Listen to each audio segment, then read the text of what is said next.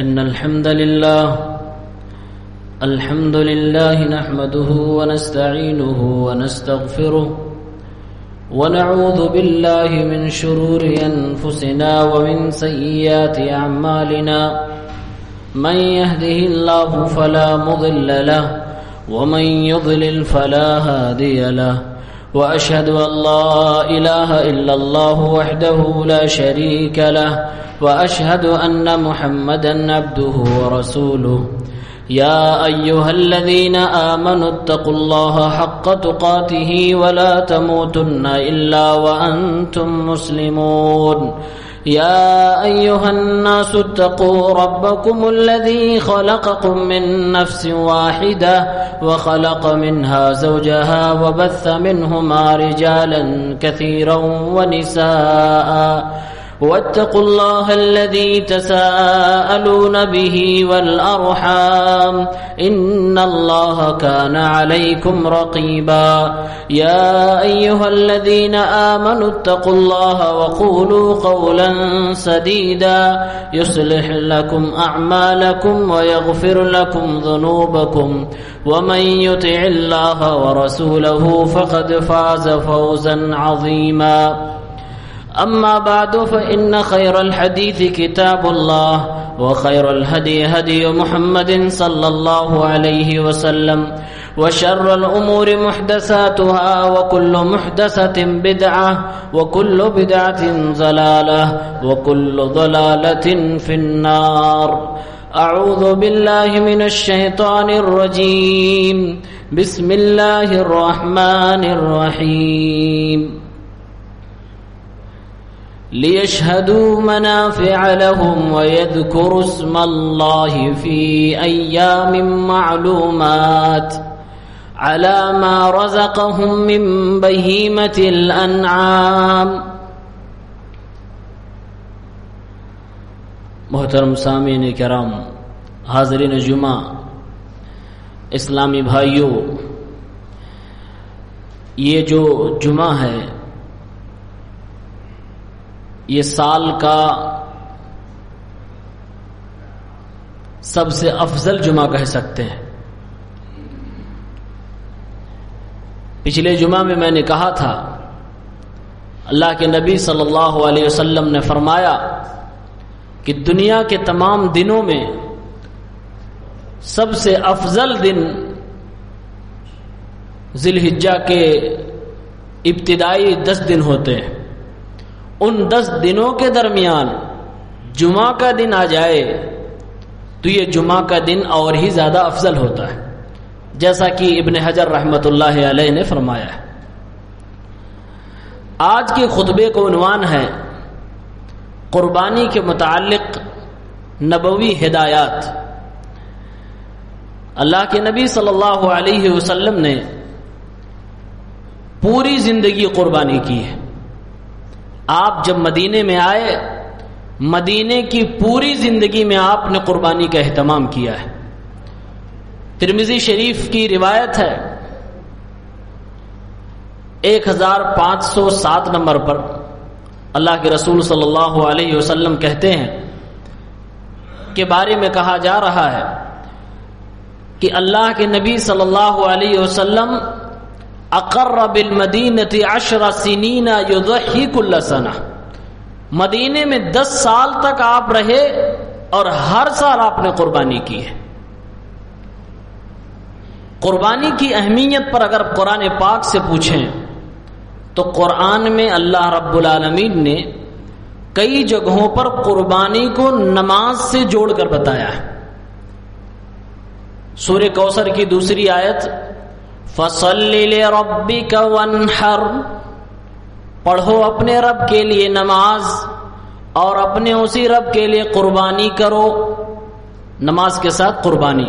سورہ انعام کی آیت نمبر 162 میں قُلْ إِنَّ صَلَاتِي وَنُسُكِي وَمَحْيَايَ وَمَمَاتِي لِلَّهِ رَبِّ الْعَالَمِينَ، بے شک میری نماز، میری قربانی، میری زندگی، میری موت اللہ کے لیے ہے.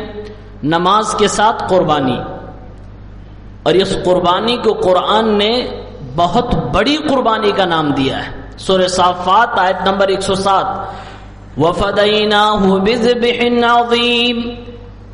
ابراہیم عظیم المرتبت پیغمبر، اسماعیل عظیم المرتبت پیغمبر اور امام اعظم محمد عربی صلی اللہ علیہ وسلم کی بھی سنت قربانی.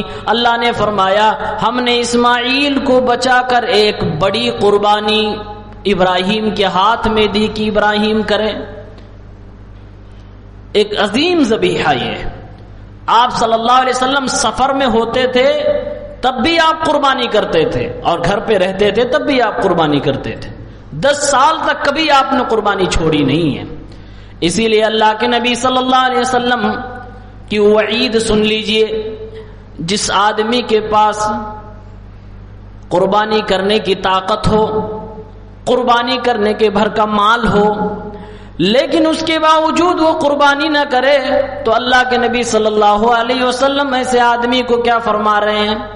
سنن ابن ماجہ کتاب الاضاحی حدیث نمبر 3123 اللہ کے نبی نے فرمایا من کان لہ ساعۃ ولم یضحی فلا یقربن مصلانا.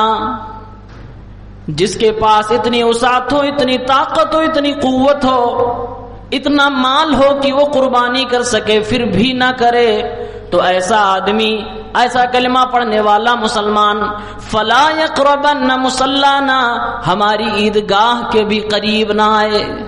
یہ نبی علیہ الصلوۃ والسلام کی دھمکی ہے کہ ہونے کے باوجود جو نہ کرے وہ میری عیدگاہ کے بھی قریب نہ آئے. ابو داؤد کتاب الضحایا 2788 نمبر پہ ایک حدیث پاک ہے. اللہ کے نبی فرماتے ہیں میدان عرفات میں آپ نے فرمایا تھا یا ایھا الناس ان علی کل اہل بیت فی کل عام اضحیہ. اے لوگوں، ہر گھر کے اوپر، ہر گھر کی طرف سے ہر سال قربانی کرنا نہایت ہی زیادہ ضروری ہے. ہر گھر کی طرف سے قربانی ہونی چاہیے، ہر سال ہونی چاہیے. اسی لیے علماء کرام میں سے کئی علماء نے لکھا کہ قربانی کرنا واجب ہے، جس میں سے سر فہرست امام ابو حنیفہ رحمۃ اللہ علیہ. امام ابو حنیفہ فرماتے ہیں کہ جس کو طاقت ہو قربانی کرنے کی، مال ہو، اس کے باوجود نہ کرے تو وہ گنہگار ہوگا، کیونکہ قربانی کرنا واجب ہے، فرض ہے. اسی لیے کچھ علماء سے پوچھا گیا کہ کیا کسی کے پاس وقتی طور پر پیسہ نہ ہو تو کسی سے قرضہ لے کر وہ قربانی کر سکتا ہے؟ اگر وہ قرضہ لے کر قربانی کرنا چاہے تو کیسا رہے گا؟ اس کا جواب ابن تیمیہ رحمۃ اللہ علیہ نے اپنے مجموع الفتاوی میں دیا ہے. کہا ان کان لہ وفاء فاستدان ما یضحی بہ فحسن. اگر کسی آدمی کے پاس قربانی کرنے کی طاقت نہیں ہے، وقتی طور سے اس کے پاس اتنا مال نہیں ہے، قرض میں ڈوبا ہوا ہے، یا اس کے پاس پیسے نہیں ہے لیکن پھر بھی اس کے جذبات ہیں، وہ قربانی دینا چاہتا ہے، امام ابن تیمیہ فرماتے ہیں کہ وہ آدمی قرض لے کر اگر قربانی کرتا ہے تو بہت اچھی بات ہے، ایک شرط کے ساتھ کہ اس قرض کو واپس کرنے کی اس کے پاس پوری طاقت ہو، پوری امید ہو کہ جو میں قرض لے رہا ہوں میں انشاءاللہ آسانی کے ساتھ ادا کر لے جاؤں گا. تو امام ابن تیمیہ فرماتے ہیں کہ اس آدمی کے لیے جائز ہے، بلکہ اس کے لیے مستحب ہے اور اچھی بات ہے کہ وہ قرض لے کر قربانی کر لے. واجب نہیں ہے کہ قرض لے کر ہر حال میں کرے، کیونکہ قربانی اسی آدمی کے لیے زیادہ ضروری ہے جس کے پاس طاقت ہو، اور جو قرض دار ہے اس کے پاس طاقت نہیں ہوا کرتی عام طور سے. مسئلہ نمبر 3، قربانی کن جانوروں کی جائے؟ اس کا جواب بھی قرآن نے سورہ انعام میں آیت نمبر 143 اور 44 میں دیا ہے. اللہ رب العالمین نے فرمایا 8 ازواج، 8 قسم کے جانور ہیں، من الضان 2 ومن المعز 2، 2 بھیڑ میں سے 2 بکریوں میں سے، ومن الابل 2 ومن البقر 2، 2 اونٹ میں سے 2 گائے میں سے. یہ دونوں کے جوڑے، بکری بکرا، بھیڑ اور اس کی مؤنث اونٹ اونٹنی اور گائے اور بیل، یہ کل ملا کر 8 جانور ہیں. قرآن میں اللہ نے ان کا ذکر کیا ہے علماء کہتے ہیں کہ انہی 8 کی قربانی کرنی چاہیے، اور ان 8 میں سے ہر ایک کی قربانی نبی علیہ الصلوۃ والسلام کے دور میں ہوئی ہے۔ انہی جانوروں کی ہمیں بھی قربانی کرنی چاہیے۔ ان میں سے جو دستیاب ہو، ہمارے حالات جس کی اجازت دیتے ہوں، ہم ان میں سے کوئی جانور اختیار کریں اور قربانی کر سکتے ہیں۔ مسئلہ نمبر 4، کیا بھینس کی بھی قربانی کر سکتے؟ تو سب سے پہلے یہ جان لیں کہ اللہ کے نبی صلی اللہ علیہ وسلم کے زمانے میں، اللہ کے نبی کے دور میں بھینس نہیں پائی جاتی تھی مکہ اور مدینے کے اندر، اس لیے اللہ کے نبی کی پوری زندگی کھنگال ڈالیے، صحابہ کرام کو دیکھ لیجئے، بھینس کی قربانی کہیں آپ کو نہیں ملے گی۔ اللہ کے نبی کی سنت سے ثابت نہیں کہ آپ نے بھینس کی قربانی کی ہو۔ وہ تو بعد میں جب مسلمانوں میں کئی علاقے فتح کیے دنیا کے دوسرے ملکوں سے، جب بھینس ملی تب جا کے وہ اس سے پریچت ہوئے۔ پھر مسئلہ آیا کیا اس کو کھانا حلال ہے کہ حرام ہے؟ علماء کرام نے فتویٰ دیا کہ حلال ہے، اور پھر مسئلہ آیا کہ اس میں زکوٰۃ نکالی جائے گی کہ نہیں۔ علماء نے متفقہ فیصلہ کیا کہ اس میں سے زکوٰۃ بھی نکالی جائے گی، لیکن مسئلہ جب قربانی کا آ گیا تو قربانی کے مسئلے میں علماء کرام 2 گروہ میں بٹ گئے۔ کچھ لوگ کہنے لگے کہ اس کی قربانی میرے نبی نے نہیں کی ہے، لہٰذا ہم بھی اس کی قربانی نہیں کریں گے۔ کچھ لوگ کہنے لگے ہم اس کی زکوٰۃ جب نکالتے ہیں تو ہم اس کی قربانی بھی کر سکتے ہیں، کیونکہ بھینس گائے کی نسل میں سے ایک نسل ہے۔ جو لوگ جائز سمجھتے ہیں یہ ان کا کہنا ہے، لیکن میں اتنی بات کہوں گا، ہمارے ہندوستان کے بڑے بڑے کبار علماء نے یہی فیصلہ دیا ہے اور یہی فتویٰ دیتے ہیں کہ احتیاط اسی میں ہے کہ آدمی شک والی چیزوں کو اپنی عبادت میں نہ لائے۔ بھینس کے تعلق سے علماء کے 2 گروہ ہیں، شک ہے اس بات میں کہ اس کی قربانی مانی جائے گی کہ نہیں مانی جائے گی، لہٰذا جن چیزوں میں شک بالکل بھی نہیں ہے، بکری میں بکرے میں کوئی شک نہیں ہے، قرآن میں جو 8 جانور بتائے گئے اس میں ذرہ برابر بھی شک نہیں ہے، تو اے مسلمانوں شک کی چیز میں نہ پڑ کے جو یقینی ہے ان چیزوں کی قربانی دیا کرو، اسی چیز میں احتیاط ہے اور یہی زیادہ بہتر عمل ہے۔ اللہ کے نبی کا کہنا ہے دع ما یریبک الی ما یریبک الی ما لا یریبک، یہ فارمولہ آپ یاد کر لیجیے، پوری زندگی میں کام آئے گا۔ اللہ کے نبی صلی اللہ علیہ وسلم ایک فارمولہ بتلا رہے ہیں، اے میری امت کے لوگوں، جب بھی تم کوئی کام کرنے جانا 2 چیزیں تمہارے سامنے آ جائیں، ایک شک والی ہو اور ایک یقین والی ہو، تو شک والی چیز کو چھوڑ دینا، یقین والی چیز پہ عمل کر لینا۔ قرآن سے 8 جانوروں کی قربانی ثابت ہے اور اس پر ساری دنیا کے مسلمانوں کا متفقہ فیصلہ ہے، یقین ہے، انہی جانوروں کی قربانی کیا کریں۔ بھینس پر دنیا کے تمام علماء کا اتفاق نہیں، بلکہ تو علماء کرام میں سے بہت سارے عالم ایسے ہیں وہ کہتے ہیں کہ جس نے بھینس کی قربانی کی اس کی قربانی نہیں مانی جائے گی۔ ہاں البتہ وہ گوشت ہوگا، کھائے گا، پیٹ بھر لے گا، لیکن قربانی نہیں مانی جائے گی۔ لہٰذا اس شک والی چیز سے اس سے دور رہیں اور یقین والی چیز پہ عمل کریں۔ مسئلہ نمبر 5، جو جانور ہم ذبح کریں بکری یا بکرا، اس میں کون کون سے عیب نہیں ہونے چاہیے۔ حدیث پاک ابو داؤد کتاب الضحایا 2802 نمبر پہ ایک حدیث، اللہ کے نبی صلی اللہ علیہ وسلم فرماتے ہیں 4 لا تجوز فی الاضاحی، قربانی کے جانور میں 4 قسم کے عیب نہیں ہونے چاہیے، اگر ہوئے تو وہ قربانی کے جانور قبول نہیں کیے جائیں گے۔ پہلی چیز اللہ کے نبی فرما رہے ہیں العوراء بین عورها، اس کی آنکھ میں بھیگا پن نہ ہو، کانا نہ ہو، اندھا نہ ہو جانور، جس کا اندھا پن ظاہر ہو، والمریضۃ بین مرضها، ایسا بیمار نہ ہو جس کی بیماری ظاہر ہو رہی ہو، والعرجاء بین ضلعها، ایسا لنگڑا نہ ہو کہ اس کا لنگڑا پن دکھائی دے رہا ہو، واضح ہو رہا ہو، والکثیر التی لا تنقی، اور ایسا کمزور نہ ہو کہ اس کے گوشت میں چربی نہ ہو اور ہڈیوں کے اندر گودا نہ ہو، یعنی انتہائی زیادہ لاغر نہ ہو، صرف ہڈی کا ڈھانچہ نہ ہو، وہ جانور ہو موٹا تازہ ہو، یہ عیب نہیں ہونے چاہیے۔ حضرت علی رضی اللہ تعالیٰ عنہ کہتے ہیں، سنن ابن ماجہ کی روایت ہے 3143 نمبر پہ حدیث صحیح ہے، حضرت علی کہتے ہیں اللہ کے نبی صلی اللہ علیہ وسلم نے ہمیں حکم دیا تھا کس بات کا؟ ان نستشرف العین والاذن، کہ جب ہم قربانی کا جانور خریدنے کے لیے جایا کریں تو اس کے کان اور اس کی آنکھ کو اچھی طریقے سے دیکھ لیا کریں۔ کان اور آنکھ کو اللہ کے نبی نے فرمایا قربانی کے لیے جانور خریدتے وقت اچھی طرح سے دھیان سے دیکھ لیا کرنا۔ بعض جانور ایسے ہوتے ہیں کہ جن کے کان میں چھید ہوتا ہے، یعنی کان کی لو میں چھید ہوتا ہے، اللہ کے نبی کے حکم کے مطابق ایسے جانور کی قربانی نہیں ہوگی۔ یا کان چرے ہوئے ہوتے ہیں، کان کٹے ہوئے ہوتے ہیں، ایسے جانوروں کو نہ خریدا کریں۔ آنکھ میں کوئی بیماری ہو، ایسے جانوروں کو نہ خریدا کریں۔ یہ اللہ کے نبی کا حکم تھا حضرت علی رضی اللہ تعالیٰ عنہ کے۔ اور ایسے ہی مسند احمد کی ایک روایت ہے 1048 نمبر پر کہ ایسے جانور کو بھی نہ خریدے جس کی سینگ آدھا یا اس سے زیادہ ٹوٹی ہوئی ہو۔ نہا رسول اللہ ان یضحى باعظم القرن، اللہ کے نبی نے منع فرمایا کہ ایسے جانور کی قربانی کی جائے جو آدھا یا اس سے زیادہ سینگ ٹوٹا ہوا ہو۔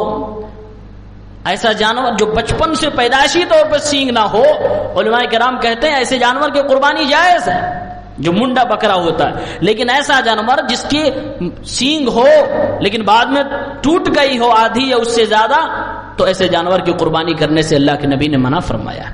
یہ عیب نہیں ہونے چاہیے، اندھا پن نہ ہو، لنگڑا پن نہ ہو، کمزور نہ ہو، بیمار نہ ہو، اور اسی طرح سے کان نہ کٹا ہوا ہو، سینگ نہ ٹوٹی ہوئی ہو۔ یہ عام طور سے بڑی بڑی برائیاں اور عیب ہیں جو جانوروں میں نہیں ہونی چاہیے۔ ایک اور سوال، مسئلہ نمبر 6، کیا ہم جو اپنے بکروں کی خسی کروا دیتے ہیں، کیا خسی کروانا یہ بھی عیب کی بات ہے؟ ایسے جانور نہیں لینا چاہیے جو خسی کیے ہوئے ہوں؟ تو اس سلسلے میں آئیے اللہ کے نبی صلی اللہ علیہ وسلم سے پوچھتے ہیں۔ میرے نبی محمد عربی صلی اللہ علیہ وسلم نے 10 سال قربانی کی ہے، لیکن آپ صلی اللہ علیہ وسلم نے جن جانوروں کی قربانی کی ہے، ثبوت ملتا ہے کہ آپ صلی اللہ علیہ وسلم نے خسی کیے ہوئے جانور کی بھی قربانی کی ہے۔ دلیل سنن ابن ماجہ کتاب الاضاحی حدیث نمبر 3122۔ اللہ کے نبی صلی اللہ علیہ وسلم کے بارے میں حضرت عائشہ رضی اللہ تعالی عنہ فرماتی ہیں اور حضرت ابو ہریرہ بھی فرماتے ہیں کہ اللہ کے نبی جب قربانی کرنا ہوتا تھا، اشترا بکبشین عظیمین سمینین اقرنین املحین موجوعین۔ اللہ کے نبی جب قربانی کرنے ہوتی تھی تو اللہ کے نبی 2 تندرست، لمبا، تگڑا، موٹا، تازہ اللہ کے نبی جانور خریدتے تھے۔ ایسا جانور خریدتے تھے جس کی سینگ بھی اچھی ہوتی تھی۔ اللہ کے نبی جو جانور خریدتے تو کلر کو بھی دیکھتے تھے کہ سفید اور کالے میں زیادہ تر اللہ کے نبی پسند فرماتے تھے۔ ایک صفت اس میں یہ بھی بتائی گئی، موجوعین، اللہ کے نبی نے جانور جب خریدا تو جانور خصیہ کیا ہوا تھا، یعنی خسی کیا ہوا تھا، وہ خسی کیا ہوا جانور تھا، اللہ کے نبی نے اس کی بھی قربانی کی ہے۔ تو حدیث سے ثابت ہے کہ نبی علیہ الصلوۃ والسلام نے خسی کو عیب دار جانور نہیں مانا ہے۔ آج کچھ لوگ کہتے ہیں کہ اگر جانور خسی کیا ہوا ہے تو اس کا خصیہ نکال دیا گیا، یعنی ایک نر جانور کی اس کے جسم کی جس سے اس کی مردانگی کی پہچان ہے وہ نکال لی گئی، تو یہ اتنا بڑا عیب ہے، اس کی قربانی کیسے ہو سکتی ہے؟ میرے بھائیو، عقل سے فیصلے نہ کرو، فیصلہ نبی کی سنت سے ہوگا۔ اللہ کے نبی نے اس کو عیب نہیں مانا ہے، اور آج ڈاکٹر بھی بتلاتے ہیں جس کی خصیہ نکال دی جاتی ہے بکرے کی، وہ بکرا زیادہ تندرست ہوتا ہے، اس کے گوشت زیادہ اچھے ہوتے ہیں۔ تو اللہ کے نبی نے ایسے جانور کی ہے۔ بلکہ ایک مزید مسئلہ جان لیں، حاملہ جانور کی بھی قربانی جائز ہے، یعنی ایسی بکری، ایسی اونٹنی یا جو بھی 8 جانور بتائے گئے، ان میں سے نر میں مادہ میں سے کوئی ایسا جانور آدمی ذبح کرے جس کے پیٹ میں بچہ ہو، علماء کرام نے حدیث پاک یہ بھی بتاتی ہے اس کی بھی قربانی جائز۔ سنن نبی داؤد کتاب الضحایا حدیث نمبر 2828، اللہ کے نبی نے فرمایا زکات الجنین زکات امہ، جو جانور ذبح کیا گیا وہ حمل سے تھی، اس کے پیٹ میں بچہ تھا، اللہ کے نبی کے حکم کے مطابق اس کی ماں کو ذبح کیا گیا، پیٹ میں سے بچہ نکلا، اگر اس بچے کے اندر جان پڑی ہوئی ہے، زندہ پیدا ہوا ہے، تب تو وہ الگ جان ہو گئی، اس کو دوبارہ ذبح کرنا پڑے گا اور اس کا گوشت بھی کھایا جائے گا، جیسا کہ حدیث پاک میں ذکر ہے۔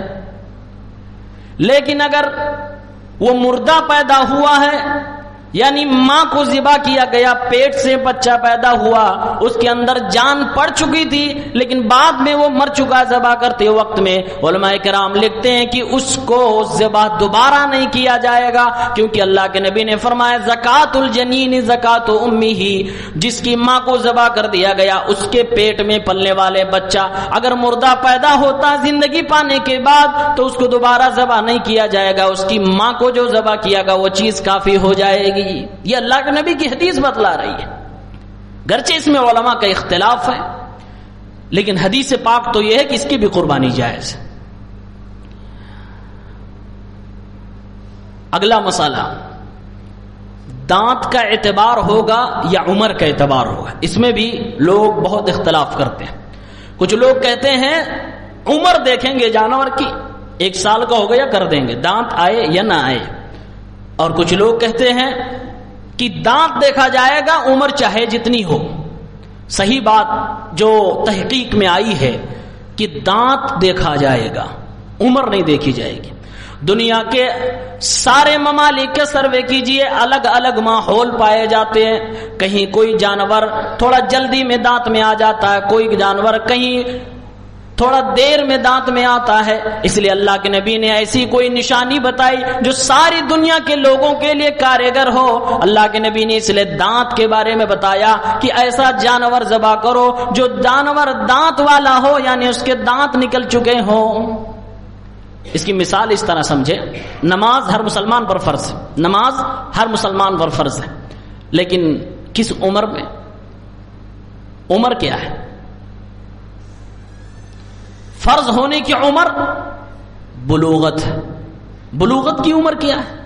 الگ الگ ہے دنیا میں، کہیں 11 سال کی عمر میں بچہ جوان ہو رہا، کہیں 13 کی، کہیں 14 کی، کہیں 15 سال کی عمر میں۔ اس لیے فقہاء نے کہہ دیا کہ نماز کی فرضیت کی عمر ہے وہ بلوغت ہے، روزے کی فرضیت کی عمر ہے وہ بلوغت ہے۔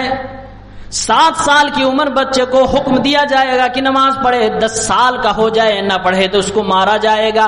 روزے کی فرضیت کا عمر ہے کہ وہ بالغ ہو جائے تب اس کے اوپر روزہ فرض ہو جاتا ہے۔ اگر عمر بتائی جاتی کہ 10 سال کا ہو جائے، 15 سال کا ہو جائے، 20 سال کا ہو جائے تب اس کے اوپر روزہ فرض ہوگا تو شاید دنیا میں اختلاف ہو جاتا، لیکن اللہ کے نبی نے بلوغت کی، فقہاء نے بلوغت کی شرط لگا دی ہے جو ساری دنیا میں ہر جگہ کے لوگ اپنے اپنے اعتبار سے سمجھ لیتے ہیں کہ اب یہ لڑکا اس کام کے لائق ہو گیا۔ اسی طرح سے جانور میں بھی اللہ کے نبی نے فرمایا، مسلم شریف کی روایت ہے 1963 نمبر پہ، لا تذبحوا الا مسنتا الا ان يعسر عليكم فتذبحوا جزعة من الضأن۔ اللہ کے نبی نے فرمایا اے لوگوں، قربانی کرنا تو دانت والے جانور ہی کی قربانی کرنا، دانت والے جانور ہی کی قربانی کرنا، الا ان يعسر علیکم، ہاں بڑی مشکل ہو جائے، دانت والا جانور ملنا مشکل و محال ہو جائے تو ہاں بھیڑ میں سے 1 سال کا آپ ذبح کر سکتے ہو، گرچہ اس کی دانت نہ آئے ہوئے ہوں۔ یہ اللہ کے نبی کی صریح اور صاف حدیث ہے، مسلم شریف کی روایت ہے۔ لیکن اللہ کے نبی نے فرمایا بھیڑ میں سے، بکری میں سے نہیں، بھیڑ میں سے 1 سال کا جانور اگر ہو تو اس کو ہم ذبح کر سکتے ہیں گرچہ اس کا دانت نہ آیا ہو، لیکن بکری میں سے 1 سال کا جانور دانت نہ آیا ہوا ہو تو اس کو جائز نہیں ہے۔ اس کی دلیل بخاری شریف کتاب الاضاحی 5556 نمبر پر روایت موجود ہے۔ ایک شخص اللہ کے نبی کے زمانے میں نماز سے پہلے انہوں نے اپنی قربانی کر ڈالی جو کہ دانتا تھا۔ اللہ کے نبی کو خبر دی گئی کہ اللہ کے نبی نماز سے پہلے انہوں نے کاٹ ڈالا اور کھا گئے گوشت۔ پیارے نبی نے فرمایا وہ نارمل گوشت، قربانی تمہاری نہیں مانی جائے گی۔ بعض روایتوں میں آتا کہ آپ نے کہا دوبارہ کرو، کہنے لگے اللہ کے نبی اب دانتا جانور تو میرے پاس نہیں ہے۔ کہا اللہ کے نبی بھیڑ میں سے ایسا جانور میرے پاس ہے جو کہ 1 سال کا ہو چکا ہے، جزع موجود ہے۔ اے اللہ کے نبی بھیڑ میں سے ایک جزع، علماء لکھتے ہیں، امام نووی لکھتے ہیں کہ جزع اس جانور کو کہتے ہیں، اس بھیڑ کو کہتے ہیں جو 1 سال کا ہو چکا ہو، دانت ابھی اس کے نہیں آئے ہوئے ہیں۔ اے اللہ کے نبی میرے پاس صرف وہی بچا ہوا، کیا میں کر لوں؟ اللہ کے نبی نے فرمایا اذبحھا، ہاں اس کو تم قربانی کر لو، وَلَن تَصْلُحَ لِغَيْرِكَ، لیکن ہاں اس کے بعد تمہارے بعد یہ جانور کسی اور کے لیے جائز نہ ہوگا؟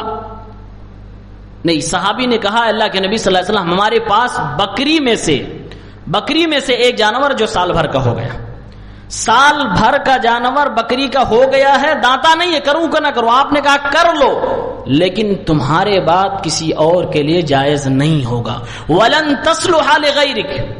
بھیڑ میں سے اگر 1 سال کا ہے تو اب تک کے لیے جائز ہے، کوئی بھی کر سکتا ہے، لیکن بکری میں سے 1 سال کا ہو، دانت کا نہ ہو، تو اس کو جائز نہیں ہے. اللہ کے نبی نے خود فیصلہ دے دیا تمہارے بعد کسی کے لیے جائز نہیں ہے. اس کے بعد اگلا مسئلہ آتا ہے. گھر کا ایک آدمی باپ اپنے نام سے قربانی کرتا ہے. گھر میں بعض افراد لوگ لڑتے نے، بچے، بیوی، بہن، میری طرف سے قربانی نہیں ہوئی، میری طرف سے قربانی نہیں ہوئی، میرے نام سے اس بار کر دو، میرے نام سے اس بار کر دو. شریعت میں اللہ کے نبی نے آسانی پیدا کر دی. قربانی گھر کا کوئی ذمہ دار اپنے نام سے کر لے اور اس میں اپنے سارے گھر والوں کو شامل کر لے، سب کے لیے ایک قربانی کافی ہو جائے گی.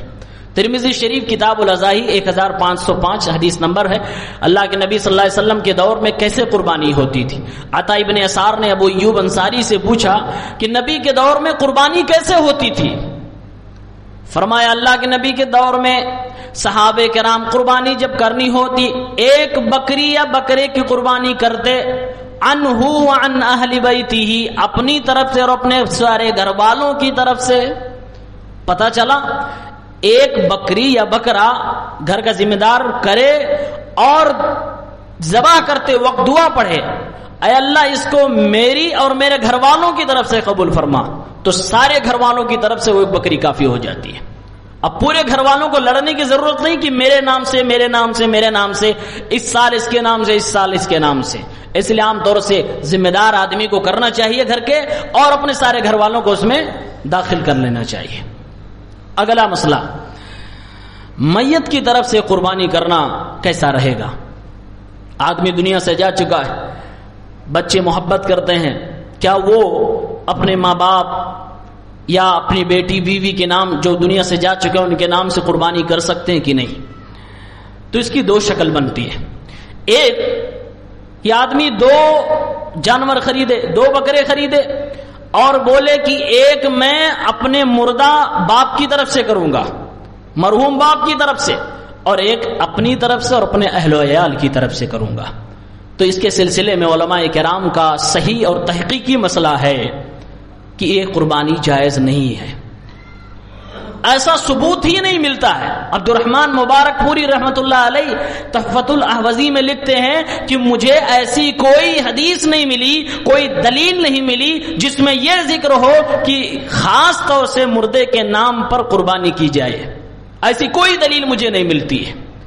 جو لوگ کہتے ہیں کہ ہاں ہم اپنے باپ جو دنیا سے جا چکے، اپنے رشتہ دار جو دنیا سے جا چکے، ان کے نام سے قربانی کرنا چاہتے ہیں اور کرنا جائز بھی ہے، ان کی دلیل یہ ہوتی ہے کہ اسلام میں مردوں کی طرف سے صدقہ کرنا جائز ہے. تو جب صدقہ کرنا جائز ہوا تو قربانی کرنا کیوں نہیں جائز ہے؟ یعنی صدقے پر قربانی کو قیاس کرتے ہیں. بخاری شریف کتاب الوصایا میں 2762 نمبر پہ ایک حدیث پاک موجود ہے. سعد ابن عبادہ اپنے گھر سے کہیں باہر گئے ہوئے تھے، ان کی ماں کا گھر پہ انتقال ہو گیا. جب آتے ہیں تو اپنی ماں کے لیے تڑپتے ہیں، چاہتے ہیں کہ اپنی ماں کے لیے میں کچھ نیکی کروں. اللہ کے نبی صلی اللہ علیہ وسلم کے پاس آئے اور کہا، اے اللہ کے نبی صلی اللہ علیہ وسلم، ان امی ماتت، اے اللہ کے نبی میری ماں دنیا سے چلی گئی اور میں اس وقت گھر پہ نہیں تھا. اے اللہ کے نبی کیا میں اپنی ماں کے لیے صدقہ کروں؟ کیا میں اپنی ماں کی طرف سے صدقہ کروں؟ قبول ہو جائے گا؟ اللہ کے نبی نے فرمایا ہاں قبول ہو جائے گا. اس حدیث پاک میں جو بخاری شریف کے اندر اور دیگر حدیث کی کتابوں میں موجود ہے، اللہ کے نبی سے سوال کیا جا رہا کہ میت کی طرف سے صدقہ کیا جائے تو قبول ہوگا کہ نہیں ہوگا؟ اللہ کے نبی نے فرمایا قبول ہوگا. اس لیے جو علماء کہتے ہیں میت کی طرف سے قربانی کرنا جائز ہے، وہ اسی حدیث کو دلیل بناتے ہیں، جبکہ یہ دلیل بنانا غلط ہے۔ قربانی الگ عبادت ہے، صدقہ الگ عبادت ہے۔ صدقہ الگ عبادت ہے جس کے لیے دلیل موجود ہے، قربانی الگ عبادت ہے اس کے لیے دلیل موجود نہیں ہے، جیسا کہ علامہ عبد الرحمن مبارک پوری نے فرمایا۔ اس لیے قربانی میت کے نام سے ایک مستقل قربانی کرنا بالکل بھی جائز نہیں ہے۔ اولاد کہنے لگی، بیٹا کہنے لگا، مولوی صاحب کوئی راستہ تو نکالیے، ہم اپنے ماں باپ سے محبت کرتے ہیں، ہم اپنی بیوی سے محبت کرتے ہیں، ہم قربانی کرنا چاہتے ہیں، ہم ان کو نفع پہنچانا چاہتے ہیں، کوئی تو طریقہ ہوگا۔ لوگوں، میرے بھائیوں، ہمارے جذبات، ہم سب کے جذبات کی قدر کرتے، ہم کسی کی بے حرمتی نہیں کرتے، لیکن آؤ اللہ کے نبی صلی اللہ علیہ وسلم کے بھی جذبات کو دیکھو۔ پیارے نبی صلی اللہ علیہ وسلم کی زندگی میں آپ کی چہیتی بیوی خدیجۃ الکبریٰ چلی گئی، آپ صلی اللہ علیہ وسلم کے گھر میں تین بیٹے دنیا سے چلے گئے آپ کی زندگی میں، اللہ کے نبی کے گھر میں آپ کی 3 بیٹیاں آپ کی زندگی میں وفات پا گئی، اللہ کے نبی کے سگے چچا سید الشہداء حضرت حمزہ رضی اللہ تعالیٰ عنہ آپ کی زندگی میں دنیا سے چلے گئے۔ یہ سارے کے سارے لوگ اللہ کے نبی کے گھر والے ہیں، اللہ کے نبی کے خاندان کے لوگ ہیں، لیکن کسی بھی حدیث میں ساری حدیثوں کو کھکال ڈالی کہیں بھی آپ کو ثبوت نہ ملے گا، کوئی روایت نہ ملے گی کہ اللہ کے نبی نے اپنی بیوی خدیجہ کے نام سے کوئی جانور ذبح کیا ہو، اللہ کے نبی نے اپنی بیٹیوں کے نام سے کوئی جانور ذبح کیا ہو۔ وہ لوگوں، ہو سکتا ہے دل کہنے لگا کہ ہو سکتا اللہ کے نبی نے 10 سال مدینے میں قربانی کی ہے، ہو سکتا ہے ایک بھی جانور کسی اپنے مردہ گھر والوں کی طرف سے کیا ہو، لیکن ایک بھی روایت ایسی نہیں ملتی کہ آپ نے اپنے بیٹوں کے لیے جو آپ کی زندگی میں آپ کے گود میں دنیا سے چلے گئے ان کے لیے قربانی کی ہو، اپنی بیٹیوں کے لیے کی ہو، اپنی بیوی کے لیے کیا ہو، کہیں کوئی ثبوت ملتا ہی نہیں ہے۔ بلکہ اللہ کے نبی نے اپنی زندگی میں حجۃ الوداع میں جب آپ نے حج کیا تھا 100 اونٹ ذبح کیے تھے، اپنی طرف سے 100 اونٹ کی قربانی اللہ کے نبی نے دی تھی۔ 100 اونٹ میں سے اللہ کے نبی نے 63 اونٹ اپنے ہاتھ سے ذبح کیے تھے۔ کوئی ثبوت نہیں ملتا کہ ایک بھی آپ نے اپنے کسی مردہ رشتہ دار کی طرف سے ذبح کیا، کوئی دلیل اس کی موجود نہیں ہے۔ تو کیا میرے جذبات آپ کے جذبات میرے نبی کے جذبات سے زیادہ اعلیٰ ہو گئے؟ پیارے نبی، وہ میرا نبی جو اپنی بیوی خدیجۃ الکبریٰ سے اتنی محبت کیا کرتے تھے کہ ان کی جب دنیا سے چلی گئی، جب وہ وفات ہو گئی، اللہ کے نبی کے گھر میں چولہا جلتا، گوشت پکتا، اللہ کے نبی کوئی اچھی چیز پکتی تو اپنی بیوی خدیجہ کی سہیلیوں تک وہ کھانا تھوڑا تھوڑا پہنچا دیا کرتے تھے۔ کیوں؟ تاکہ اپنی بیوی کی محبت کو زندہ رکھ سکے۔ او میرے بھائیوں، میرے نبی جو اپنی محبت کو بچانے کے لیے، زندہ رکھنے کے لیے، اپنے جذبات کے لیے یہ چیز کر سکتے تھے، کیا اللہ کے نبی صلی اللہ علیہ وسلم اگر یہ چیز جائز ہوتی اپنی بیوی کے نام سے 100 اونٹ میں سے ایک نہ کر دیتے قربانی؟ لیکن کوئی ثبوت نہیں ملتا کہ آپ نے کیا ہو۔ تو پھر نبی کے جذبات کے آگے ہمارے جذبات کی کیا قدر ہے؟ ہم مجبور ہیں کہ ہم وہی کریں گے جو قرآن میں ہے، جو سنت میں ہے۔ ہمارا اور آپ کا تو ایک ہی اصول ہے، اطیعوا اللہ و اطیعوا الرسول۔ ہم اسی کی تابع ہیں جو قرآن میں ہے، جو نبی کے فرمان میں ہے، جو نبی کی سنت میں ہے۔ آپ نے نہیں کیا تو ہم کون ہوتے ہیں کرنے والے؟ یہ چیز ثابت نہیں ہے۔ ایک دوسری شکل جس کے بارے میں علماء نے اختلاف کیا، بعض کہتے کر سکتے، کہتے ہیں ایک ہی جانور آدمی کے پاس ہو اور ذبح کرے اور کہے اللہ اس کو قبول کر، میری طرف سے، میرے گھر والوں کی طرف سے، اور میرے دادا جو انتقال کر چکے ان کو بھی، ان کی طرف سے بھی، یعنی زندوں کے ساتھ مردوں کو بھی شریک کر کے آدمی قربانی کرے۔ یہ ایک شکل یہ بنتی ہے۔ اس کی بھی قرآن و حدیث میں نبی صلی اللہ علیہ وسلم کی زندگی میں کوئی صریح دلیل نہیں ہے۔ جو دلیل دی جاتی ہے وہ مسلم شریف کے اندر 1967 نمبر پہ ایک حدیث ہے کہ اللہ کے نبی صلی اللہ علیہ وسلم کے گھر میں جانور تھا، ایک بار آپ قربانی کرنا جا رہے تھے، حضرت عائشہ سے فرماتے ہیں عائشہ چھری صاف کر کے لاؤ مجھے دو، میں قربانی کرنے جا رہا ہوں۔ حضرت عائشہ لا کر آپ کے ہاتھ میں چھری دیتی ہیں، اللہ کے نبی ذبح کرتے ہیں اور دعا پڑھتے ہیں اللہم تقبل اے اللہ قبول فرما لے عنی میری طرف سے، وعن محمد وعن آل محمد اور آل محمد کی طرف سے، وعن امتی اور میری امت کی طرف سے۔ اب جو لوگ کہتے ہیں کہ زندوں کے ساتھ مردوں کی بھی قربانی کر سکتے ہو، وہ کہتے ہیں دیکھو اللہ کے نبی نے اپنی اور اپنے اہل و عیال اور اپنی امت کی طرف سے کیا، اور امت میں زندہ اور مردہ سارے کے سارے لوگ شامل ہوتے ہیں۔ اس لیے دلیل ہوئی کہ اللہ کے نبی نے مردوں کے نام سے بھی قربانی کی۔ ہم کہتے ہیں دلیل بہت زیادہ صحیح نہیں ہے۔ اس کا مطلب اور زیادہ سمجھ میں آئے گا جب ایک حدیث اس کے ساتھ اور پڑھ لیجئے۔ ابو داؤد کی ایک حدیث ہے 2810 کتاب الضحایا کے اندر اللہ کے نبی صلی اللہ علیہ وسلم نے فرمایا جانور ذبح کرتے ہوئے اے اللہ اس جانور کو میری طرف سے، میرے اہل و عیال کی طرف سے اور میری امت میں سے ان لوگوں کی طرف سے قبول فرما جو لوگ قربانی نہیں کر سکے، وعمن لم یضحی من امتی، اے اللہ میری امت کے ان لوگوں کی طرف سے جو قربانی نہیں کر سکے۔ اس لیے علماء کرام نے لکھا ہے اور بعض علماء نے کہا ہے کہ اللہ کے نبی نے یہ کہا کہ میری امت میں سے ان کی طرف سے جو قربانی نہیں کر سکے، اور قربانی کون کرتا ہے؟ زندہ آدمی کی مردہ آدمی؟ مردہ نہیں کرتا قربانی، زندہ کرتا ہے۔ اس دور میں جو زندہ لوگ تھے اور کسی وجہ سے قربانی نہ کر سکے، کمزوری کی وجہ سے، دولت نہ ہونے کی وجہ سے، کوئی وجہ رہی ہو، اللہ کے نبی نے ان کو شامل کر لیا۔ بہرحال پچھلے گزشتہ لوگ جو ہیں مردہ اس کے اندر شامل نہیں کیے گئے، یہ علماء کرام کا، بعض علماء کا کہنا ہے۔ اس لیے یہ حدیث دلیل نہیں بنتی ہے کہ زندوں کے ساتھ مردوں کو بھی اپنی قربانی میں شریک کر لیا جائے۔ اس لیے یہاں بھی میں وہی بات کہوں گا کہ شک والی بات کو چھوڑو، یقین والی بات کرو۔ اس میں بھی شک، یقین کیا ہے؟ یقین یہ ہے اپنی طرف سے کرو، اپنے اہل و عیال کی طرف سے کرو، اللہم تقبل ھذا منی عنی وعن اہل بیتی، اللہ میری طرف سے میرے اہل و عیال کی طرف سے قبول کر۔ ساری دنیا کا اس پہ اتفاق ہے، یقین ہے، اس پہ کرو۔ تو مولانا پھر مردوں کے لیے ہم کیا کریں؟ آپ اس پہ کچھ بتا ہی نہیں رہے ہو۔ بتا رہے ہیں جو حدیث ہم نے سنائی تھی بخاری شریف کی کہ صحابی کہتے ہیں میری والدہ کا انتقال ہو گیا، میں کیا کروں؟ اللہ کے نبی نے کیا طریقہ بتایا؟ فرمایا صدقہ کرو قبول ہوگا۔ سیدھا طریقہ، آسان طریقہ۔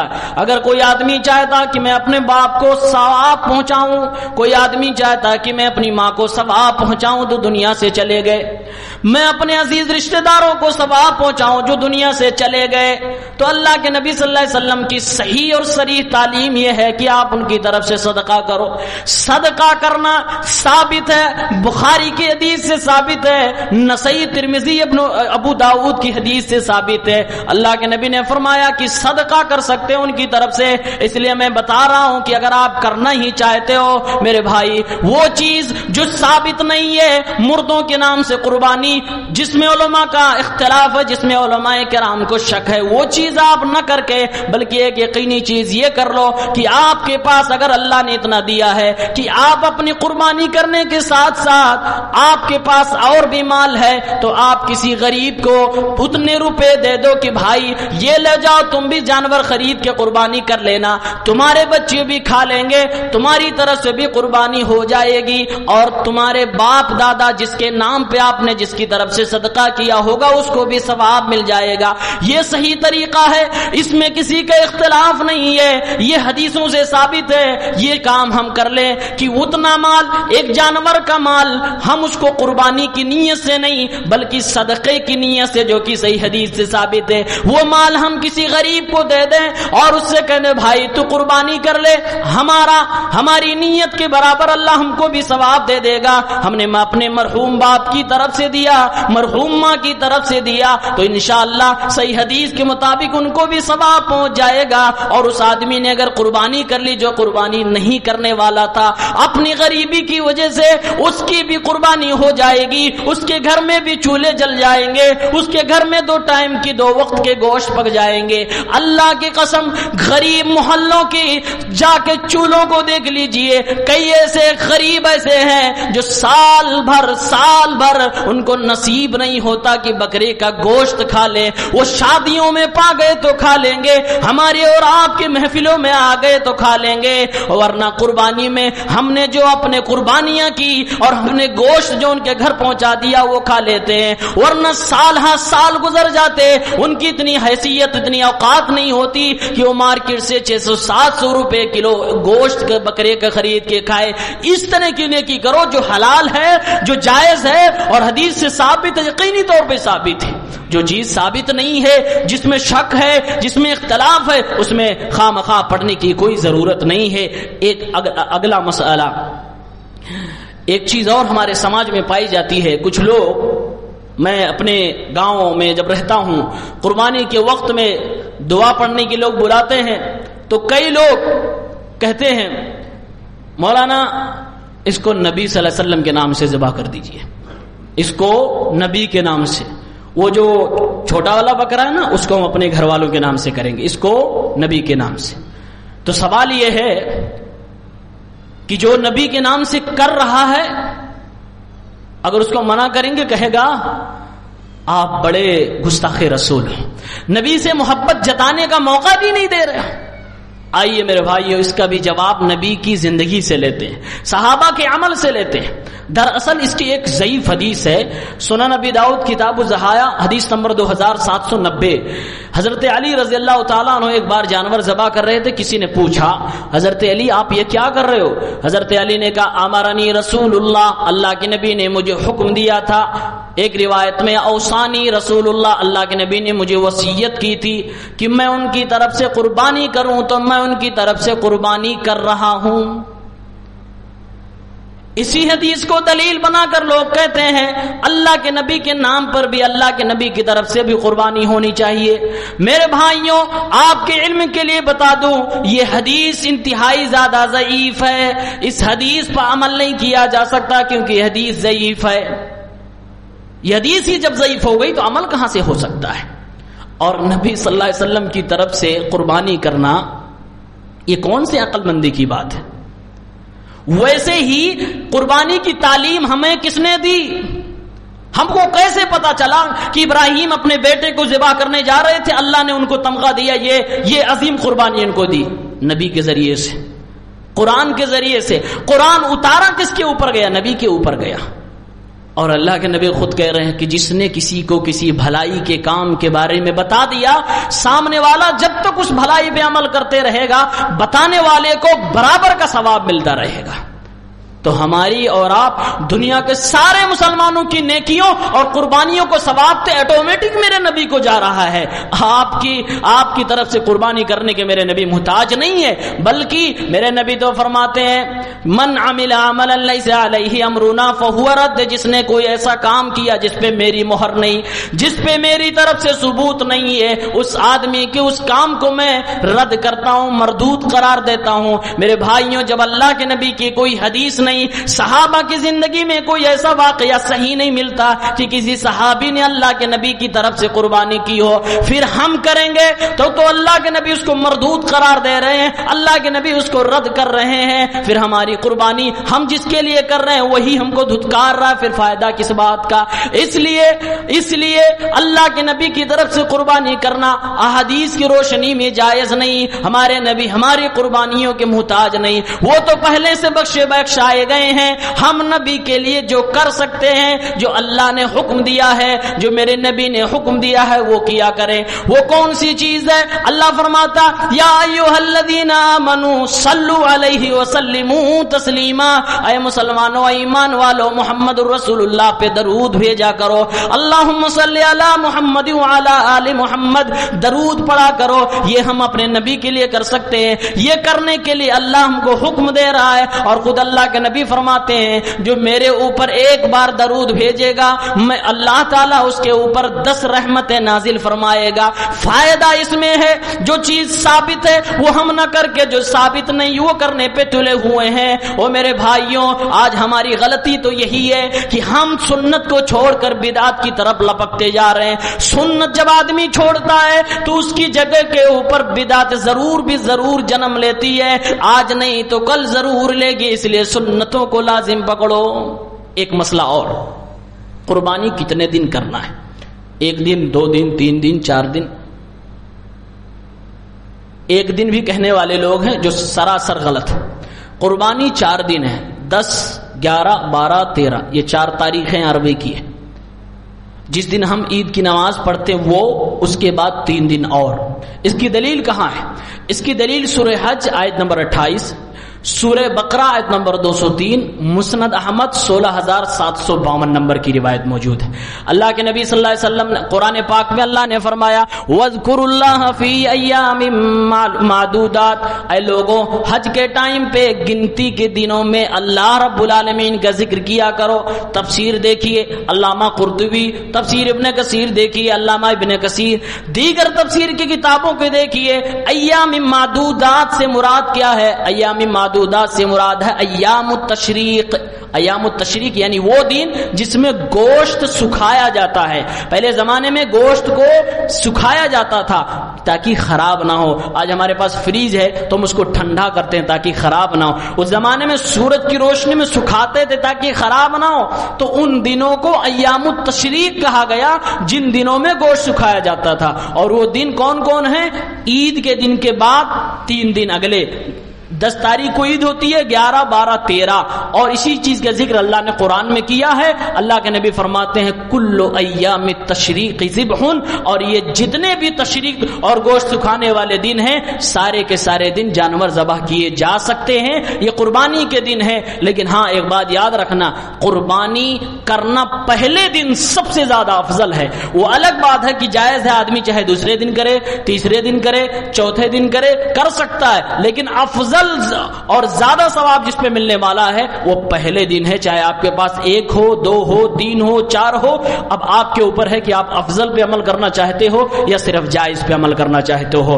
آخری مسئلہ یہ ہے کہ قربانی اس کی قبول ہوتی ہے جس کے دل کے اندر تقوی ہوتا ہے، جس کا جانور حلال پیسے کا ہوتا ہے، اور جس کا جانور تمام قسم کے عیب سے پاک ہوتا ہے۔ جب حابیل نے قربانی پیش کی، اللہ نے قبول کر لیا، اس کے بھائی نے کہا تجھے مار ڈالوں گا، تیری قربانی قبول ہو گئی، میری قبول نہیں ہوئی ہے، تو حابیل نے کہا تھا انما يتقبل اللہ من المتقین، قربانی تو ہر کوئی کرتا ہے لیکن قبول اس کی ہوتی ہے جس کے دل میں تقوی ہوتا ہے، جس کے دل میں اخلاص ہوتا ہے۔ اللہ تعالیٰ وہی اخلاص ہمارا دیکھنا چاہتا ہے۔ پروردگار عالم سے دعا ہے پروردگار ہم نے جو باتیں 12 مسائل آپ کے سامنے پیش کیے ہیں، پروردگار اگر ہم سے کہنے میں کوئی غلطی ہو تو اس کو معاف فرما، اور جو ہم نے سچ اور حق بات کہی وہ اللہ کی جانب سے ہے، اور جو غلط بات زبان سے نکل گئی ہو یا کیسے بھی یا جو اجتہادی غلطی ہو رب العالمین وہ میری طرف سے شیطان کی طرف سے اسے معاف فرما۔ الہ العالمین ہمیں ہر سچی بات پر عمل کرنے کی توفیق دے، آمین یا رب العالمین۔